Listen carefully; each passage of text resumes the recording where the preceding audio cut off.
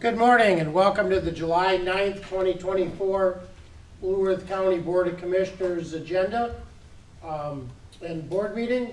Our first item on our agenda is those that are able, please stand and join us in the Pledge of Allegiance to our flag. I pledge allegiance to the flag of the United States of America and to the republic for which it stands, one nation, under God, indivisible, with liberty and justice for all. Item number 2 on the agenda is the agenda review. Mr. Meyer, please. Mr. Chair, there are no changes to the agenda today. I'll move the agenda. Second. Got a motion and a second to approve the agenda as it was sent out on Thursday afternoon. Any discussion? Are we ready to vote? All those in favor say aye. Aye. Those opposed, no. The agenda is approved as distributed. Item number 3, County Ditch 60. We've got a hearing to set. Mr. Henniger, join us, please. Good morning, everyone. Morning, Ryan. Just have a quick memo for setting the hearing date for County Ditch 60. County Ditch 60 watershed is approximately 570 benefited acres and is primarily located in Sterling Township.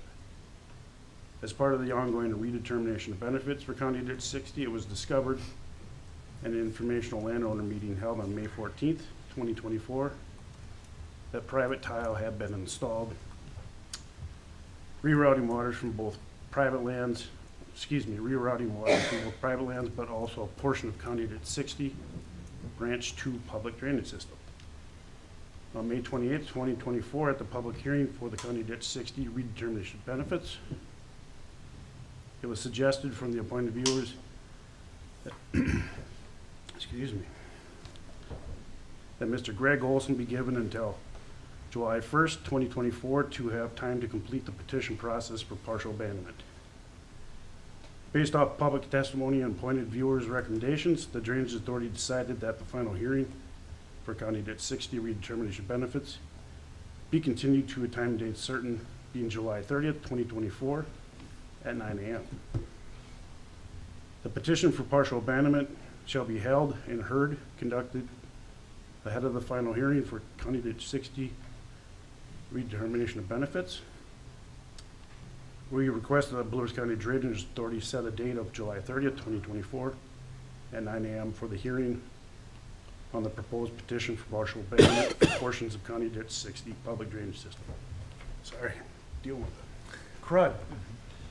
All right, thank you. We've seen the action requested. What are your wishes? I'll move approval. A motion Second. and a second. Discussion. Discussion, are we ready to vote? All those in favor say aye. Aye. Those opposed, no. Motion carried. The hearing for partial abandonment will be on July 30th, 2024 at 9 a.m. Thank you. Thank you, Ryan. Thanks, Ryan.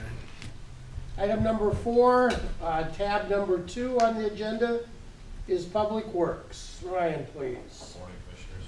Morning, Ryan. Morning, Ryan.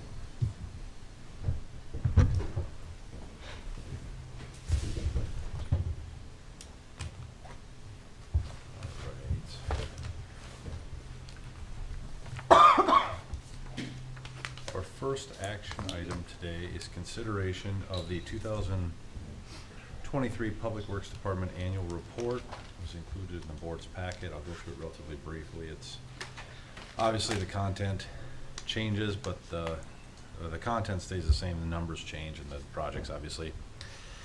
Page 1, title of the report. I know this won't track to your PDF page numbers.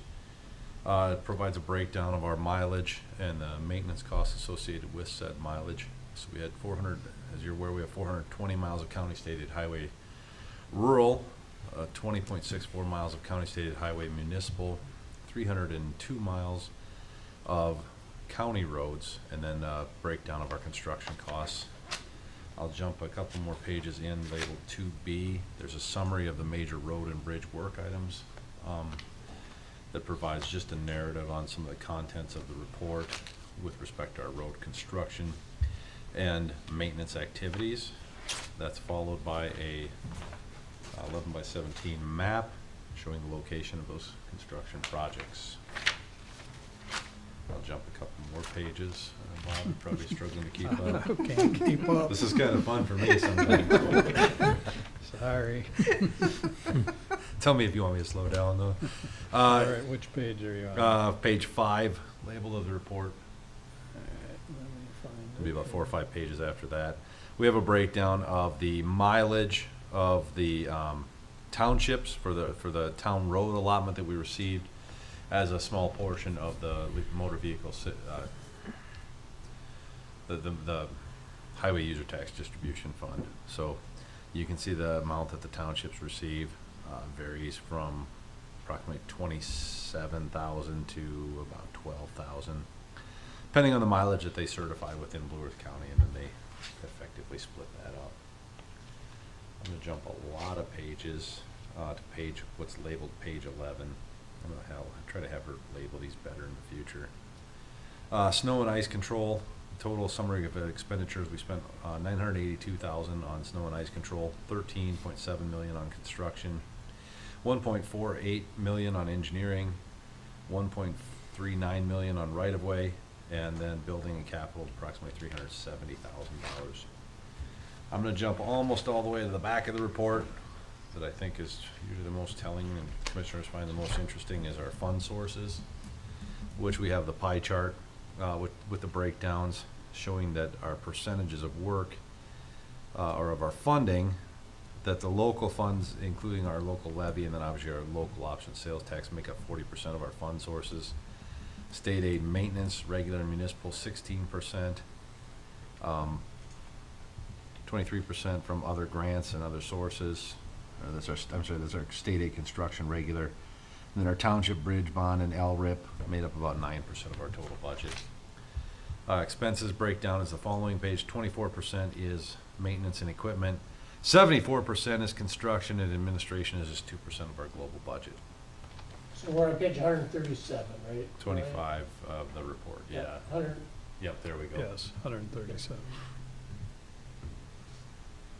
With that, I'd answer any questions the board may have. I know, I mean, in the past, we've belabored this quite a while, and I've tried not to do that here today. So with that, I would request approval of the annual report. I'll move approval. Second. I have a motion and a second. Discussion on the annual report. I don't have any questions or comments. All right, are we ready to vote? All those in favor say aye. Aye. Those opposed, no. Motion carried. Highway Department, Public Works annual report is approved. All right, the next item for consideration is the 2023 Parks Department annual report. On the second page of the report, there's a map of all the park locations, followed by another narrative discussing all of the projects and happenings within the Parks Department. I'm gonna go about 3, 4 more pages to the 2023 Parks statistics. Total revenues of $255,565.91 collected from all parks. Includes almost 7,600 total camping nights. Of those, 2,742 online reservations were made. $2,677 total boat rental, and about $7,600 of wood sales. 157 shelter reservations made. In comparison to 2022, was a peak year for camping. I believe it was up there 2022 and 2021. Obviously, with the pandemic, folks were getting outside more, and had more free time. Had 8,092 nights. So we're down from those years, which I guess is to be expected. Kind of jump to the back of this report as well. There's a breakdown on what's labeled as page 8. There's a couple of pie charts noting the cash revenues. A large portion of it is coming, 55% coming from local revenues, 31% from operations, and then some kind of other miscellaneous revenues supporting the Parks Department. And our expenditures, 35% goes towards maintenance, 45% towards operations, 15% towards construction, and then about 5% towards equipment. couple of more pages back, there's a bar chart showing different revenues from camping, from boat rentals, wood sales, etc. Couple more pages back from that, you'll find the summary of the caretakers' incomes for each of our respective parks, obviously with those contract positions that we have, and then the subsequent page is a tabulation of all of the camping nights by park. With that, I would request approval of the 2023 Parks Department Annual Report. Move to approve. Second. A motion and a second, discussion. I do, and I'm on page 158 printed, or I'm not sure what page it is on here. It's the by weeks at the different parks. Yep. I see this year where we've kind of got them on every week, where in past years, we've kind of, some only did it more bi-weekly or monthly, you know, where we had a lot of weeks, there was no numbers in there. But now we're doing it, we're keeping track Yeah, a little closer by week. the new software is easier to do that with because it's obviously computerized and it's easier to work with than the previous software. Appreciate that expanded data. Yep. Other discussions on the Parks Annual Report? We've got a motion and second to approve it. Are we ready to vote? All those in favor say aye. Aye. Those opposed, no. Motion carried. The Parks Annual Report is approved. Next item, please. Next item is consideration of bids for state aid projects 007602, 009, and 007602, 010, which is for the replacement of 2 box culverts on County State Aid Highway 2.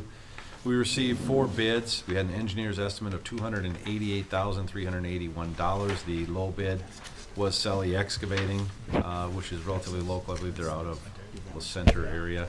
$309,213.50, so 7.22% over our engineer's estimate. Copy of the project bid abstract has been provided. You know, this is sometimes the struggle we get into when we bid these things in midsummer like this, but we had obviously a major influx with the LRIP money we received from the state, and we've got a dire need to get a lot of these box culverts completed, so you know, contractors' schedules start filling up, and sometimes you end up paying a little bit more if you don't get them out right away in the spring. But I think given where we're at in our construction budget, I have no concerns. I would recommend award, and it's a relatively small delta if you look at the total dollar amount. I recommend award. I'll move approval. Second. Have a motion and a second. Discussion? Are we ready to vote? All those in favor say aye. Aye. Those opposed, no. Motion carried. The bid is awarded to Sully Excavating Incorporated. The next action item is consideration of bids for state aid project 007598036, replacement of a box culvert on County Road 157. Engineer's estimate was pass out the abstracts.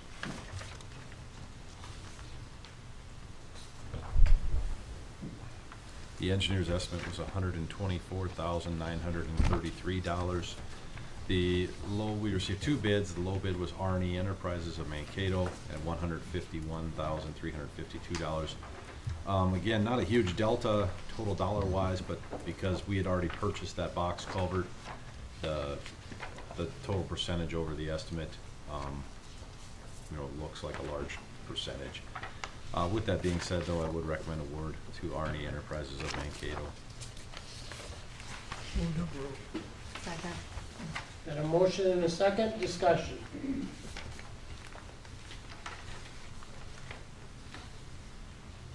Any discussion? No. Are we ready to vote? All those in favor say aye. Aye. Those opposed, no. Motion carried. The bid is awarded to R&E Enterprises of Mankato. All right, thank you. We'll go into some project and updates, departmental updates. County State Aid Highway 13 from US 169 to CASA 1, which we started in 2023. The bridge over the Blue Earth River is open to local and construction traffic. meaning residents that live on the project. Obviously, the road has not been open to, anybody else yet. Mathewitz continues drainage work on culverts and tile crossings. The grading work has obviously been very slow over the past month with the significant amount of rain we've had. They've struggled to make significant progress there. CASA 11 from the West County line to CASA 6. R&E continues drainage work on culverts and tile crossings. They've seen a little more progress on the grading work because that was primarily a full depth reclamation and shoulder widening project. So they've had the road bed where they could haul material on. So that's progressing. CASA E2 from south of Hoffman to Fair Street in Mankato. Dirt Merchant Incorporated removals and subcuts are completed. They're working on the storm sewer along the entire project, and then they'll also be working later this week on the sanitary sewer and water main crossing of the city utilities at Hoffman Road. So you'll see them digging across the intersection, getting the city utilities replaced through there. Concrete paving work is scheduled to begin the end of the month, so that's good news. Okay. 29 bridge replacement. We received the project memorandum approval and are waiting for MnDOT authorization to bid the project. We actually just got that since I've had the notes typed up. We plan to open bids mid-August and award in either late August or early September. The federal approval process takes obviously longer than the state funding does. It's likely that construction in 2024 could be to be determined. With it being a little bit later in the season, it'll depend on the contractor's availability and appetite. So I think we'll structure it that they could do the project in 2024 late into the year and return the surface to gravel over the course of the winter, or wait until 2025 to begin the project. County Road 146 bridge replacement. Everstrong Construction will close the bridge and begin work on this upcoming Monday the 15th on County Road 146. And they'll have Erickson Engineering. We're going to ask Erickson Engineering to assist the county staff with bridge construction inspection due to our sheer workload. We've got a lot going on and we just don't have enough bodies. Erickson designed the bridge, so that's why we asked them to assist us with it. They've got the most knowledge, obviously, of that project design, and they had availability for staff to come down and assist us. County Road 139 bridge replacement funding was recently approved, so we'll be getting $530,000 of local bridge replacement program funds, plus coupled with about almost $200,000 of local funds for almost $730,000 total project cost. Likely, we're still waiting for environmental permits and likely bid this fall for construction in 25. So that's on 139. CASA 5 from Riverfront Drive to Summit. The project design is moving forward. We'll be coordinating some access locations and consolidations with some of the businesses along there. One of the outcomes of the corridor study was that there were quite a few recommendations for access consolidation for better mobility and safety of that corridor. So we're going to be meeting with some of the more heavily impacted businesses to try to figure out their operations and hopefully come to a reasonable accord of where those accesses can best serve their needs. AET will be conducting soil borings next week on site, so there'll be some interim traffic control taking place while they're doing soil borings. CASA 15 and 28 in St. Clair. Bolton and Mink is the city's consultant engineer, and we hired them to do the project design for us and construction inspection most likely. They're going to be doing the survey work.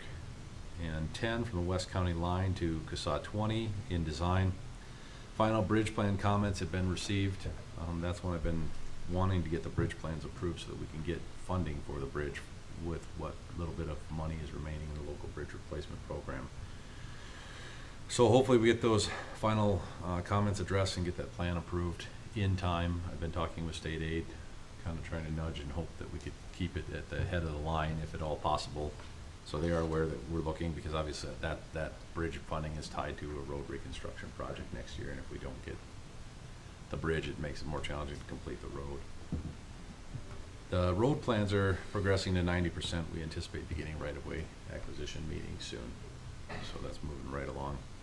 The CASA 40 slope repair project southwest of Amboy has been kind of shelved for the time being. The project design is along pretty well. We need to start working on the project memorandum again.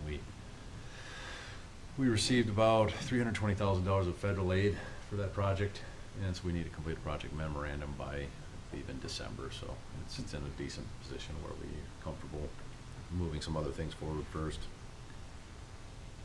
10 from Vernon Center to 1 mile east, including the bridge replacement. The contract with Widseth Engineering has been executed, and we're gonna have a project kickoff meeting tomorrow, so they'll begin designing that piece as well. The CASA 14 box culvert bridge replacement project funding was recently approved, $140,000 of local bridge replacement program, coupled with about $260,000 of local funds for almost $400,000 total project cost. And we anticipate bidding that project this fall for 2025 construction. We also have box culverts on 26 and 156. 26, we're still wrapping up plans, and we would like to get that bid in 2025, depending on funding. On County Road 156, the funding was recently approved, so we're going to be getting, that's actually, I believe that one's a bridge, I'm sorry, not a box culvert. $593,000 of local bridge replacement program funds, coupled with $136,000 of local funding for, again, almost a $730,000 bridge replacement project. We anticipate bidding this project this fall, and again for 2025 construction. So the bridge funding is broken loose. We've had, we're usually very aggressive about keeping bridges in the queue and in design, so that we've got bridge plans done, sitting on the shelf, ready to go, exactly for these types of situations where there's finally state bridge bonding dollars available, and we're able to heavily capitalize on it. So we've had a huge influx of state bridge bond dollars this year, which has been great. So we're getting a lot of bridge projects completed in box culverts that were sorely needed. So Sure. I can't say it'll fully get us caught up, but it'll put us in a much more advantageous position. Maintenance activities updates. The excavator, the county's excavator was pulled into the Blue Earth River on May 10th while clearing log debris from the CASA 34 bridge, as the county board is aware. Fortunately, our operator was able to escape without injury. That's really the most important part about this entire story. MCIT considered the excavator a total loss due to the damages to it. They valued it at approximately $70,300 minus $5,000 deductible. So we'll be getting a little bit over $65,000, which was actually greater than the trade-in value we were going to be seeing from RDO. We did have an excavator budgeted for 2024 for $260,000. I anticipate bringing a purchase order for a 2024 John Deere 210E off of the state bid contract for the July 30th board meeting for the board consideration. Are they available? How far out is it?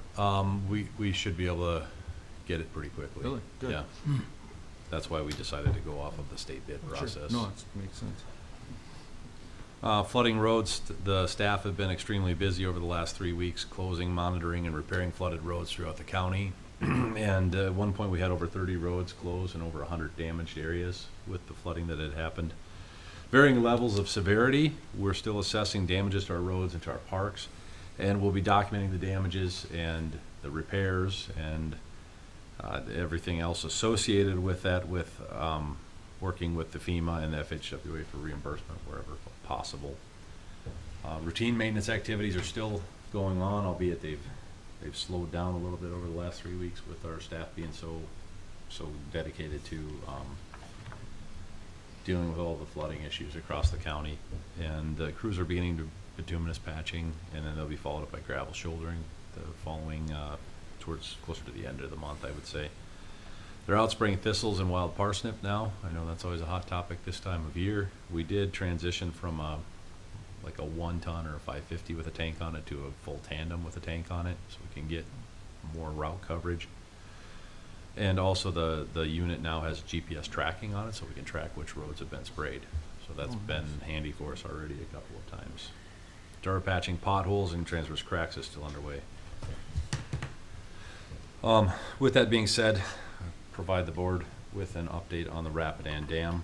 So before we go there, Ryan, I want to take a point of privilege as the chair, and unfortunately, we don't have the sheriff or the emergency management on today's agenda. They didn't have anything that needed to be covered. I would have rather they'd been in the room as well, but as chair, on behalf of the board here and all the citizens of Blue Earth County, we just want to thank our staff. We're going to start with Bob Meyer, as administrator, of all the hard work and everything else between administration leadership, public works, sheriff's department, emergency management.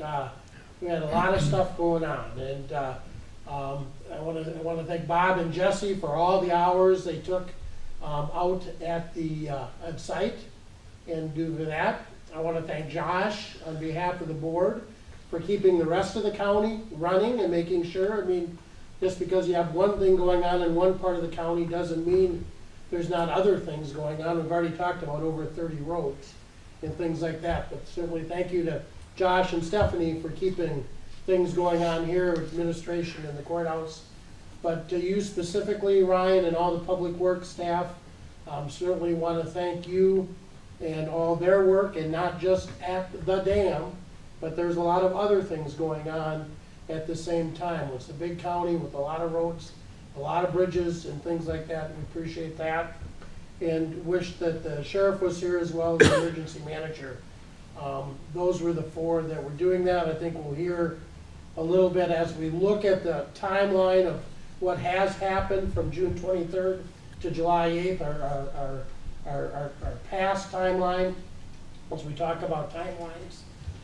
And that, but also the U.S. Army Corps of Engineers, FERC, Minnesota Department of Transportation were very helpful in not only on-site, but helping with other bridges and things like that, as well as DNR, dam safety specialists. So on behalf of the commissioners, we want to thank all county staff. And things don't happen by themselves or just with one person, but want to thank those that are in the room and those aren't for all they did to make this happen. So thank you. On behalf of Public Works, we do appreciate the support. The county board has been very supportive, and thank you for that, because it's been a very trying time, and it's obviously we've got a long road ahead of us, but it makes it much more bearable to know that we're all on the same team and rowing in the same direction. So thank you for that, and everybody else within the county, from emergency management, sheriffs, and administration, have been great to work with. So, and I'm very proud of our team and our people for what the work that they've done. So thank you. My only hiccup is I can't find anybody that'll make me a button that says, who has the first damn question? That's kind of. All right, let's go to number 7. I know people that can make that, Kevin. Pat knows people. I know people that make those. Yeah. All right. So I know the board has received a copy of the most recent timeline. I think I was going to, knowing that you've seen the previous week, I was going to really kind of focus on the last week, if that's all right, and be happy to answer any questions along the way. Summary of the discussions. This is going to be a summary of discussions with the U.S. Army Corps of Engineers, the FERC, which is the Federal Energy Regulatory Commission, and other agencies. In the past week, we've been in constant contact with numerous agencies discussing the current situation and trying to evaluate options that are available to the county given the circumstances. The following are highlights of those conversations, so I'm going to try to keep these at a fairly high level. You know, I've got notes, and I try to boil down a half-hour or 45-minute conversation into 10 different bullet points maybe in my notepad, and then I got to try to make sense of them again a week later. So with that being said, we will have Bolton Mink actually out there today surveying the alignment of the dam. They've done this work for us historically. They have some markers on the dam. So they're working with our staff with some supervision for safety purposes, obviously. So they'll be getting some measurements, so we'll see if the dam has rotated or slidden at all. Hopefully they're able to get adequate information to make that determination. Going out on the deck for certified staff only was approved by the FERC. They went out onto the deck and evaluated the dam stability, looking for major structural cracks or things of that nature, and based on their observations, they think it's safe to send, you know, staff out there only as needed, obviously. So we're going to keep that to a fair minimum amount of putting people out there. On July 1st, I spoke with representatives of the FERC from their Division of Hydropower Administration and Compliance. The county, obviously in April of 2023, had requested to surrender its FERC licensure exemption. And that has been put on hold due to the incident. The FERC requested a letter or resolution from the county providing clarification if it still wants to proceed with the surrender as it was submitted, which effectively, if you recall, our surrender application at the time, because we hadn't had this issue, was to surrender it as is and leave the dam standing until the board made a decision. So that could still be a possible outcome, or the board could request to surrender the license with dam removal as the objective. Due to the sediment discharge, it's probably likely that it's going to require a NEPA document, which would be either an EAW or an EIS. And from our notice to them, they would have 1 year to complete that document. So unfortunately, this timeline's been drawn out. She can't say with certainty that a NEPA document will be required, but being that it's a federal agency and the magnitude of the failure that happened at the dam, I would be surprised if they didn't require it. On July 1st, I also spoke with representatives from the U.S. Army Corps of Engineers. I provided a status update regarding my FERC DHAC conversation. The Corps also requires a NEPA document. It's unlikely, after quite a bit of discussion, it's unlikely that their NEPA document and the FERC NEPA document could be one and the same. I tried to explore that option because I thought maybe we could find some efficiency there, just from a timeline standpoint. But it sounds like the FERC would need to do theirs soon, and the Corps typically waits till the end of a study to do this because they want to kind of come up with a desired outcome that the NEPA document then evaluates. They said that they also, where am I at here? Different time frame. The gentleman I spoke with, Carl Jansen with the Corps, will investigate opportunities that they have with the Army Corps and he's going to be coming actually to the county board for discussion. I don't know if it'll be during the regular board meeting or during a work session after the fact to further discuss the county's options and alternative paths available through the Army Corps of Engineers. So they'll actually be here in person to meet the county board. I thought that was very important to get them here, and they're more than happy to do it. So, excuse me. On July 2nd, we hosted Governor Walz, as well as representatives from Senator Klobuchar and Senator Smith's offices, as well, including many of our state representatives at the dam. I thought that was a good meeting. We appreciate all of their attention and their time.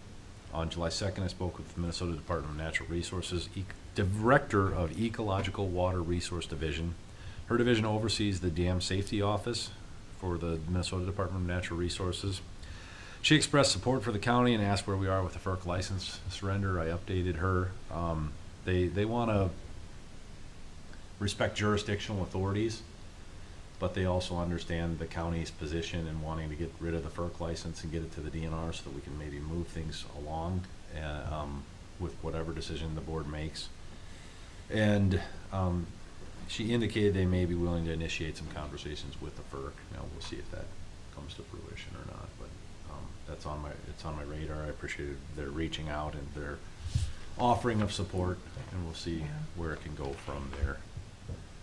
On July 3rd, I spoke with the MnDOT Assistant Project Development Engineer working on statewide Federal Highway Administration emergency relief events. He reviewed my documents requesting potential funding for the CASA 9 bridge, so I submitted documentation, although a lot of uncertainty with respect to the CASA 9 bridge. Our lower functional class roads, and if they're not a collector status and above from a functional classification, they're eligible for FEMA reimbursement. If they're collector, major collector and above, they're eligible for Federal Highway Administration emergency relief and disaster account funding. So it's kind of two separate programs we have to work within. The CASA 9 bridge is obviously is a collector status, so it qualifies for Federal Highway Administration. So I submitted some documentation to get us on their list for potential funding. Obviously, it's uncertain. We don't know. There's a lot of unknowns with the bridge. Obviously, one, the stability. We're still unable to measure the scour depth at the piers. We've taken some very crude measurements with a 30-foot long steel pipe that we dropped like a spear from the top of the bridge deck.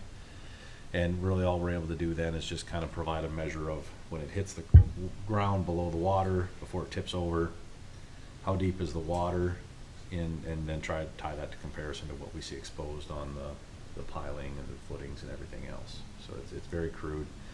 Obviously, as we discussed on Monday the 1st, when Collins Engineers was out there trying to take the underwater survey. It wasn't, if the water's too turbid, there's still too much flow. I think there's still probably, we're guesstimating probably about 9,000 to 10,000 cubic feet per second still flowing, so it's still pretty significant volume. We discussed the challenge of determining whether to replace the bridge or repair it, given the situation with the dam, and I think that's still up in the air. Once we can get better data and determine the scour, we can evaluate whether or not there's viable options to try to protect the piling and the piers of the bridge.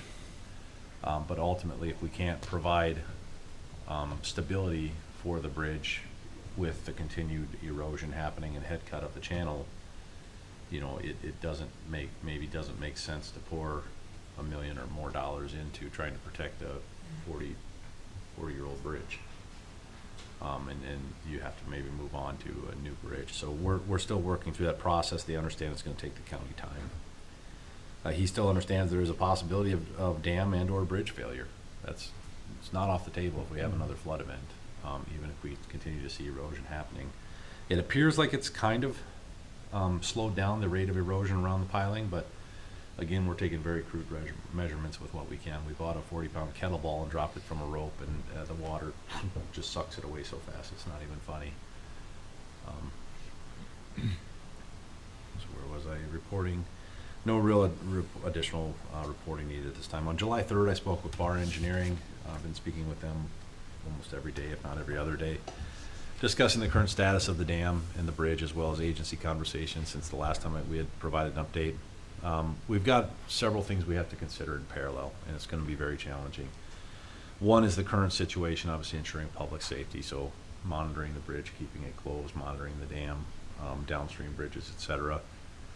Two is to come up with an interim plan for operations and evaluation of stabilizing efforts at the dam, at the west bank, and at the bridge, and how much resources do you put in versus kind of measuring the interim, midterm, and then the long-term plan, obviously, as we explore options with respect to what to do with the channel now, what to do with the dam now, and whether the bridge is removed or repaired.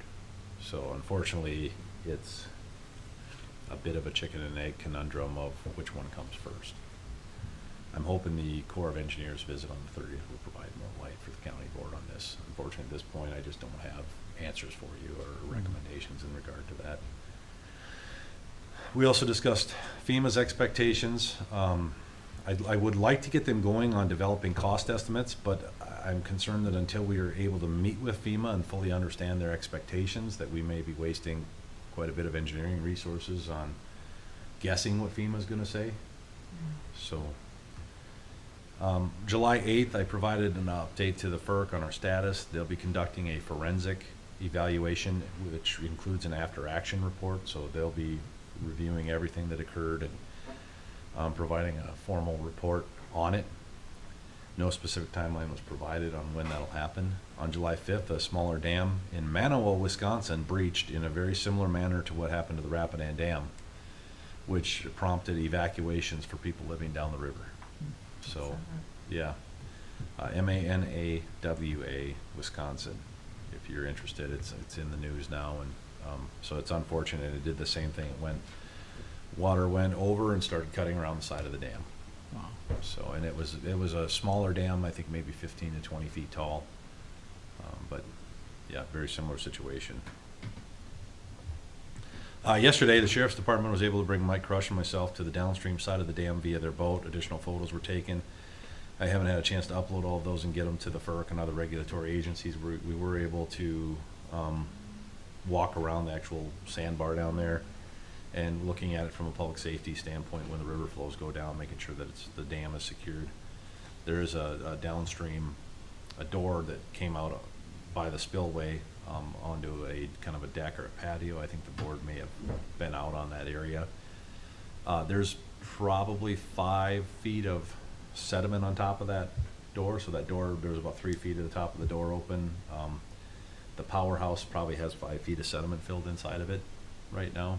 We poked our heads in and got some photographs, but we didn't go in too far because the sediment that was in there was kind of liquid, so if you step too far off, you're gonna be up to your waist in muck, so. Fun as that sounded. Mike and I were able to look at the interior, the structure of the dam, and take some photos again for evaluation with the FERC. There's a tremendous amount of large debris, along the riverbanks. And when we went from the Minnesota River at Judson down the Minnesota and then up the Blue Earth to the dam, that large conglomerate of trees that we saw that plugged the gates 4 and 5, there were probably another half dozen or more of those size of masses of these just large groups of trees plugged together along the river. The riverbanks are lined with 50 to 125 foot tall enormous trees along the riverbanks. So the amount of debris is absolutely mind-boggling downstream of the dam, and I can only imagine that upstream of the dam looks or looked very much the same. So it's one of those things that to combat that is just really very, very challenging, I guess. We're still waiting for flows to subside to better evaluate the dam and the bridge scour damages. We still think there's a possibility that the dam could have a scour hole underneath it, but until flows are way down, we won't be able to tell. The sheriff, we got the boats up to that, and that was probably pretty dicey to get to the sandbar on the downstream side of the dam that's accumulated. I don't think there was any way that we could have safely gone any farther up to try to get to the bridge piers. That flow is still ripping through there pretty rapidly, and there's still about a 10 to 15 foot elevation difference from the corner of the dam down to the base of the spillway. We're going to be required to, as we've talked about, evaluate several challenging issues in parallel. The core discussion coming up on the 30th about our pass forward, a FEMA meeting that's yet to be determined when they're going to be meeting with us and what their outlook is going to be on this, as far as how they're going to be willing to proceed with any funding that we would be eligible for. We still need to provide that letter to the FERC, Division of Hydropower and Compliance, on what our desired path is. I obviously don't anticipate that we'll do that until we've had a chance to talk to the Corps and maybe others, and then developing in consideration of our interim and long-term alternatives for those discussions with BAR. Obviously continue to monitor bridge stability and evaluating whether or not it's feasible to repair the dam. So with that, I'd answer any questions the board may have. Mr. Clarifying Chair. questions. Mr. Chair, obviously a lot of talk around the bridge and the safety of that bridge. And I know we've talked in the past of how much that would cost to replace, but do you have a number in mind to replace that? I know we've had early discussions about it, as we talked about. I think the BAR engineering report in 2021, and don't quote me to the exact number, I think it was in the neighborhood of $8 million. Yeah. So I would say, obviously, with the inflation we've seen over the last couple of years, that number goes up, so I'm spitballing in that 8 to 10. And would that, and again, we're getting kind of into the weeds on the grand scheme of things here, but would that bridge look a lot like what it is now? Or would we change it in any major way at this point? Well, obviously, the pier design would be dramatically different. Right, but as far as the and I road think elevation, that's a good question. We'd have to aesthetics. look at that. I actually found out that when that bridge was designed or built in the early 80s, when it was designed, they actually had an alternative that went down to the base of the dam and actually may have worked better at the time for the road. So kind of in hindsight, being 2020, had they put the bridge down there, we probably wouldn't be having this discussion, but I'm not going to cast stones for decisions that were made. Yeah, what the bridge, I would anticipate longer spans, so we'd probably be going with either a steel, if we could get the steel beams to span longer with bigger steel beams or bigger concrete beams. Sure. And a more robust bridge that, with obviously a much different foundation design. okay, But given the fact now you've got the road and everything else, what we do with perhaps the dam and other things could, give us more room to navigate within there. But given the fact you've already got a road alignment there, I would kind of anticipate we'd follow Sure. the same alignment. So just to minimize the impact of the residences out there and such. and as challenging as that was the discussions we had before, and people might think that this is gonna make our decision easier. I would argue this is gonna make it much more complicated, and by your report, I stand by that thought that I had. Sounds like we got a lot more challenges with, EAWs, different groups coming into this, and federal government's not making, not letting us know when we can make decisions. I think it's just gonna get more complicated, but. Yeah, I wish I could say with certainty on all of this, but it's, I'm a little surprised that there hasn't been a federal agency that's stepped in and kind of given us Some direction. stronger direction. Yeah. Correct. And I'm fine with them letting us make the decision, but I wish they'd let us make the decision. You got the FERC permit saying, well, we're not gonna give up your permit till you tell us what you're gonna do, but we don't need the FERC permit anymore, so why are we even talking about that? It doesn't work very well in my brain, but. I agree with that. The FERC has expressed to me why they maybe are more hesitant to give up these licenses in these situations because of the dam failure that happened in Michigan in 2020.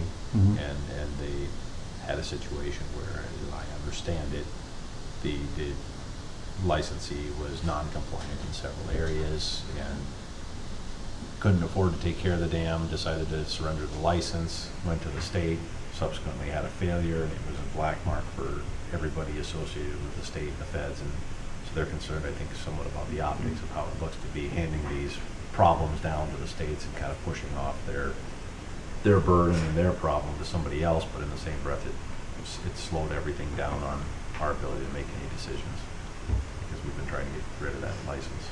Yeah, my point exactly. Prior to the flood, were any of the gates blocked by the county? Blocked by the county? Correct. Well- I've heard reports, Oh, people I have think I know said what you're that talking about. they've heard that the county had actually blocked the gates prior. So in, And we have to be clear whether we're talking about Gainer gates or Needle gates. correct. Of the So- main gates. Prior to the repair project in 2016, there were 7 gates, 5 steel Tainer gates and 2 timber needle gates. And the FERC did, in conjunction with the county and Eagle Creek, did a potential failure mode analysis study in like 20, I think it started in 14 or 15. But one of the probable failure modes of the dam was that if the county ever were to pull those those easternmost 2 timber needle gates, because of the sandstone bedrock and the relatively non-robust retaining wall on the right or east side of the dam, if you were to pull those, what happened on the west side of the dam would happen on the east side of the dam. It would scour away.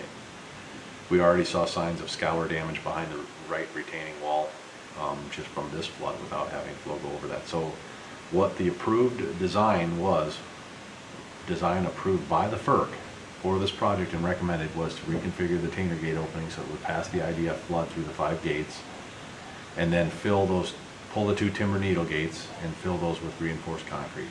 That was approved by the FERC. And when was that? That was in 2016 we did that. 2016. Yep. Okay. And, you hear a lot of people talking and they want to blame the county for what's happening. My understanding before Sunday, the 23rd, that there was a small amount of debris at the dam, is that correct? Yeah, I think there were like 2 trees that were kind of hung up in the gates, and again, that's when Sunday afternoon when we called the contractor and asked him to try to come out and just clear those couple, and he was unavailable and unwilling to go out onto the deck with the. So the guy that to clear that didn't have his equipment there, Correct, it was about 5 hours away. Correct. And he said because the flows were and it was 24,000 already at that point. and it was that Sunday night that the large amount of trees came off from the bridge and then hit the dam at that time. Yep, and that was the kind of the conglomerate of trees that blocked gates 4 and 5. All of the other trees that blocked gates 1 through 3 came down the river sometime between 9:30 p.m. when our staff was out there checking on it, and 1:30 a.m. when the dam overtopped. So that much of it came down the river in a kind of a giant flush over about a 5-hour period. All right. Thank you very much. Anything else? I would just add, I don't think that Blue Earth County is the only place in the U.S. that has aging infrastructure. This is an issue that's affecting a lot of rural America. In fact, tomorrow afternoon, the Senate Ag Committee is having a hearing on the state of rural infrastructure, emergency response, recovery, and resilience. NACO has been asked to testify. I, as Vice Chair of the Ag and Rural Affairs Policy Committee, will be testifying on behalf of NACO tomorrow afternoon. I think it might have a little bit to do with the fact that we do have some recent infrastructure concerns in our county, but this is something that Senate Ag Committee will be doing. It's a subcommittee. Both of our Minnesota U.S. senators sit on that subcommittee, so I'm sure we'll hear more about that, but the need for more federal help, especially the smaller rural counties, as to how to get through this process, whether it's preparation, response, recovery, all the resilience, and the appropriate funding through rural development. Anything else for Ryan? Appreciate it, yeah. Well, if we forgot to tell you, thank you to you and the entire Public Works team, as well as Sheriff, Emergency Services, Administration. Everybody went above and beyond, that's for sure. Thank you, Ryan. Thank you. Thanks, Ryan. Have a good day. Item number 5 on our agenda, tab 3, is the county attorney update. Pat? Thank you, Mr. Chair, Commissioners. I know you have a pretty heavy agenda for the rest of the day, so the report speaks for itself, but if anybody has any questions, just let me know. Thanks, Pat. And we appreciate the report included in the packet. Item number 6, administration, Mr. Meyer. Well, Mr. Chair and Commissioners, the first item is the county board minutes from June 24th. That was that emergency meeting for the state of emergency declaration. I'll move approval. Second. Got a motion and a second, discussion? Are we ready to vote? All those in favor say aye. Aye. Those opposed, no. Motion carried, those minutes are approved. Next are the county board minutes for June 25th, the regular board meeting that day. I would move to approve. Second. A motion and second, discussion? Are we ready to vote? All those in favor say aye. Aye. Those opposed, no. The minutes of June 25th are approved. Tab 6 in your packet is the bills for the 2 weeks indicated. I'll move approval. Second. We have a motion and second on the bills, discussion. Are we ready to vote? All those in favor say aye. Aye. Those opposed, no. Motion carried, the bills are approved. Mr. Chair and Commissioners, tab 7 is the Human Resources Department agenda. We have probably the shortest list of action that we've had in a couple of years probably, but just 3 items to share with the board today. We had a resignation of a lieutenant in the Sheriff's Department, and so we've initiated recruitment to fill that position. We also had a resignation of a Property and Environmental Resource Specialist 1, and so we will follow up at a later date there. But both of these are long-term employees finishing their careers, and so we wish them well into the future.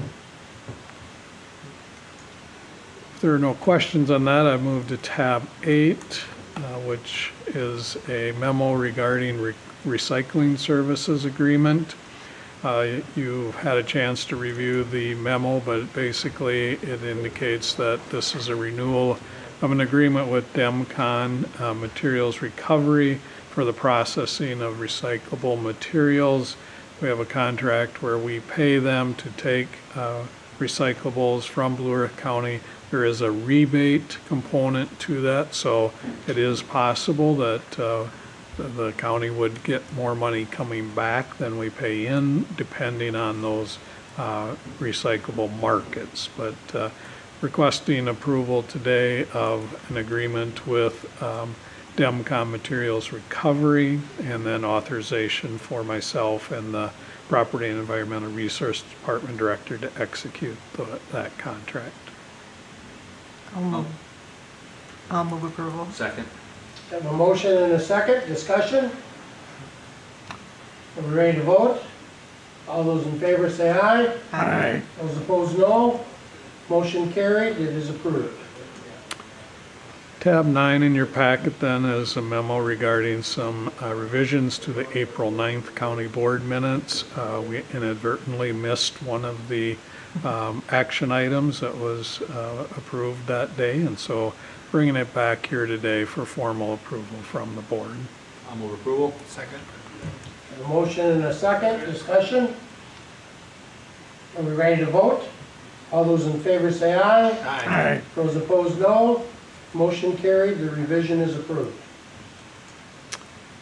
Tab 10 in your packet is a memo regarding some agreements with the city of Lake Crystal and the city of Mapleton for agreements around provision of library services.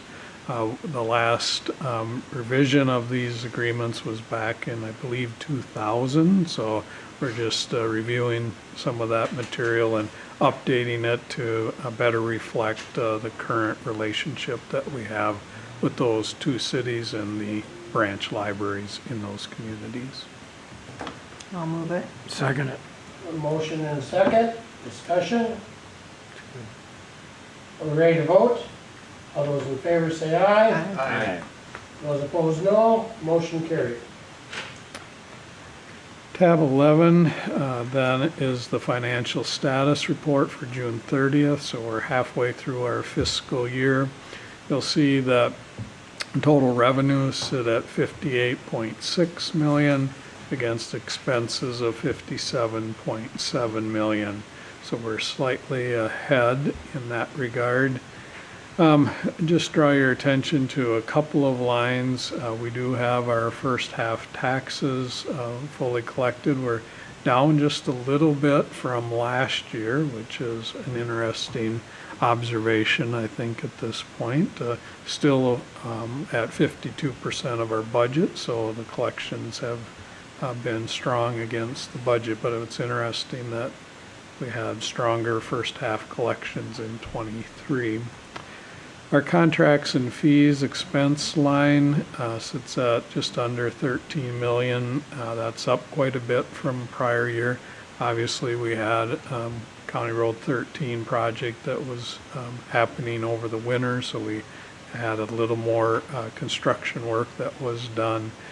Still on track though for based on our budget, nothing really to be concerned about there. Overall, you'll see that our total revenues sit at about 46% of our budget, and our expenses sit at 45%. So again, both a little bit under that 50% target at this point. I'll maybe move on to the enterprise fund and just point out that for the landfill, we have $2.4 million of revenue against $2.4 million of expenses. So pretty darn close to a break even at this point, even though we have bought some expensive equipment this year. So the revenues at the Ponderosa continue to be strong. The second page then shows our available funds. Towards the top, you'll see our total available funds at 84 million. Our target at 6-month operating budget is 62.5 million, so we're running a little bit above our target in that regard. And then further down the page, you'll see the total county funds sit at 142.8 million. So unless there's any questions from the board, I'd just maybe end my report at that point, but I'd be happy to answer any questions the board might have about the financial status. Any questions? Looks strong. I have no questions, but I think we're lucky it is strong because we got a lot coming up. Yeah. All right, thank you. Item number 7, Commissioners' reports on committees. Vance, would you go first? I can. On the Thursday after our last board meeting, I had a NACO Credentials Committee. And let's see, then that Saturday, we met Representative Finstead at the Rapidan Dam. On Monday, the 1st, I had a, let's see, MRCI Executive Board meeting. I had a NACO call directly after that for the NACO Executive Board chairs and vice chairs. On Tuesday the 2nd, we, most of us met Governor Walz at the dam. And then that evening I had a Farm Advisory Committee meeting. Then yesterday I had a NACO Transportation Committee meeting on Zoom. That's the end of my report, sir. Thank you. Kip? Actually, after our last meeting, I had an extension meeting, and we had a good meeting, and had a good discussion about the MOU that we're working with them, and we'll be bringing that back to them in the next couple months. And then planning and zoning, we did not have any items for that, and I had several ditch issues going on throughout the last couple weeks with all the rain, and gravel road issues out in the rural area with washouts and maintenance of the gravel roads, and obviously several trips out to the dam dealing with different items out there at different points. That is my report, Mr. Chair.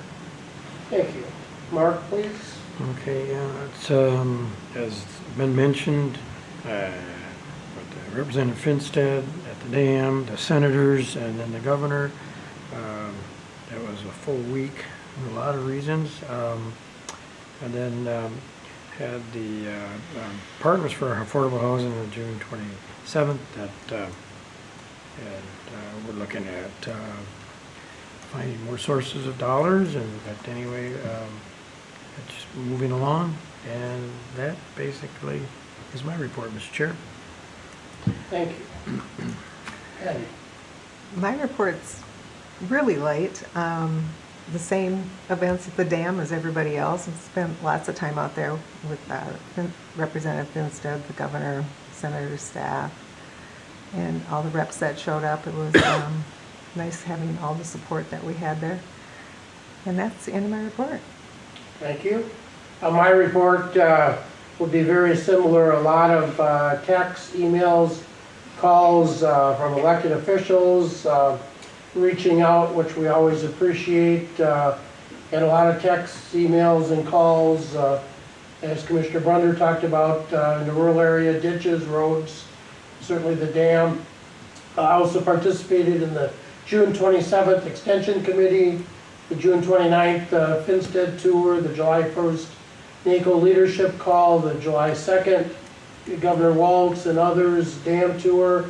In addition, would be on July 7th. Yesterday afternoon, the Minnesota River One Watershed One Plan Policy Committee met, and then this morning the JD 36 had a meeting, and that ends my report, and that ends our agenda. So at this point, I would ask a motion to adjourn. So moved. Second. A motion and a second. We're ready to vote. All those in favor say aye. Aye. Those opposed, no. We are adjourned. It is 10:04. We will.